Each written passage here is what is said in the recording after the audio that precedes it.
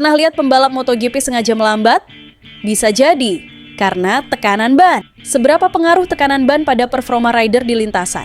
Pertama, tekanan yang lebih rendah bikin grip lebih besar, motor lebih nempel di tikungan, dan akselerasi lebih maksimal. Tapi risikonya? Struktur ban bisa melemah, ban cepat rusak. Sebaliknya, tekanan terlalu tinggi bikin ban kaku, grip turun, dan motor sulit dikontrol saat pengereman. Karena efeknya langsung ke performa dan keselamatan, MotoGP pakai sensor tekanan ban real time. Data dikirim langsung ke race direction, lap demi lap tanpa jeda. Tekanan ban wajib berada di atas batas minimum untuk 60% race utama, 30% sprint race. Kalau melanggar, penalti waktu bahkan bisa mengubah hasil podium.